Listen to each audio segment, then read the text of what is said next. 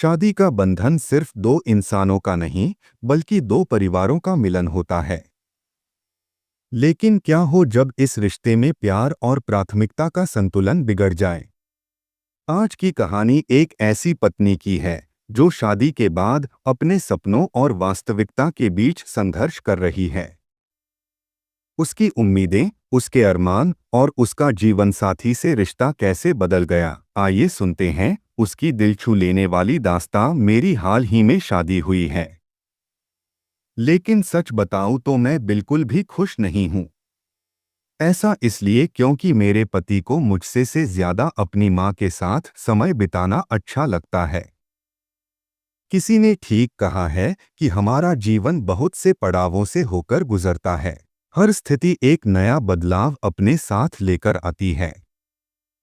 वहीं जब बात शादी की हो तो ये एक चीज आपको पूरी तरह से बदल सकती है। शादी से पहले मुझे भी यही लगता था कि मेरी लाइफ में कभी भी कुछ भी चेंज नहीं होगा। लेकिन मैं गलत थी। मेरी जिंदगी उस समय पूरी तरह से बदल गई जब मेरे जीवन साथी ने मेरे जीवन में कदम रखा। ऐसा इसलिए क्योंकि एक रिश्ते को मजबूत बनाने के लिए आपकी पूरी प्राथमिकता अपने पार्टनर की ओर चली जाती है।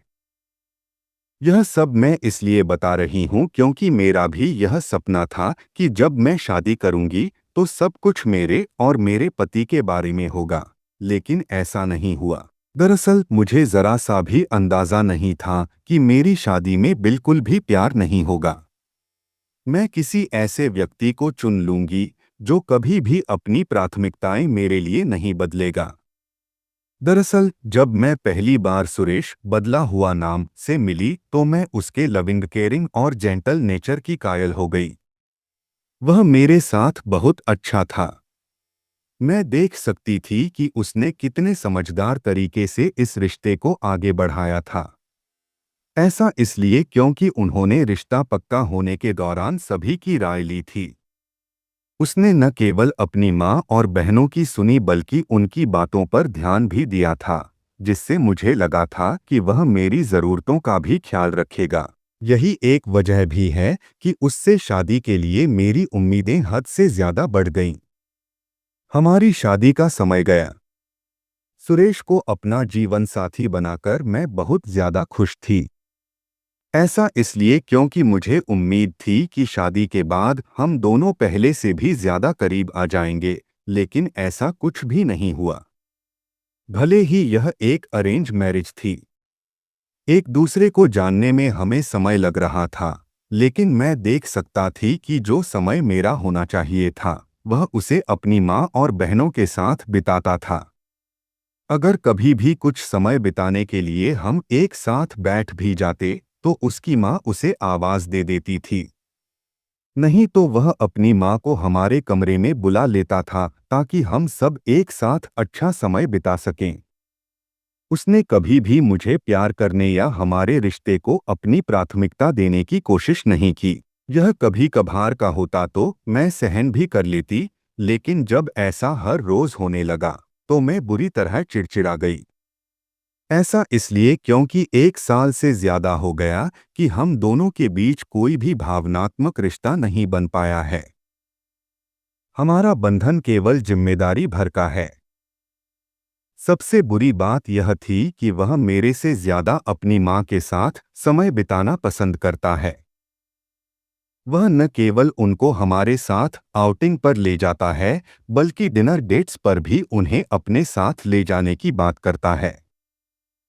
मुझे शक है कि उसे डेट्स का असली मतलब पता भी है या नहीं। सच कहूं तो वह पूरी तरह से मम्माज बॉय है। मैं अपनी शादी में बिल्कुल भी खुश नहीं हूं।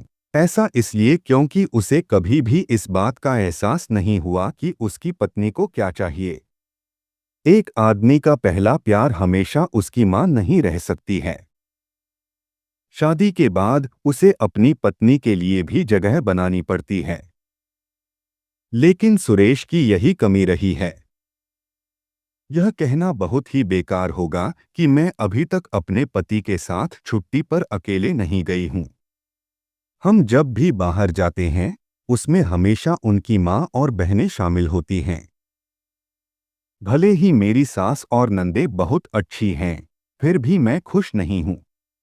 मैं एक ऐसे पति के साथ फंस गई हूँ जिसे मेरे साथ समय बिताने में कोई दिलचस्पी नहीं है। मेरा कहना बस इतना है कि आप कभी भी नहीं जान पाओगे कि शादी के बाद आपकी लाइफ कैसी होने वाली है। शादी एक खूबसूरत रिश्ता है, लेकिन इसे सफल बनाने के लिए प्यार, प्राथमिकता और समझ का होना बहुत जरूरी है।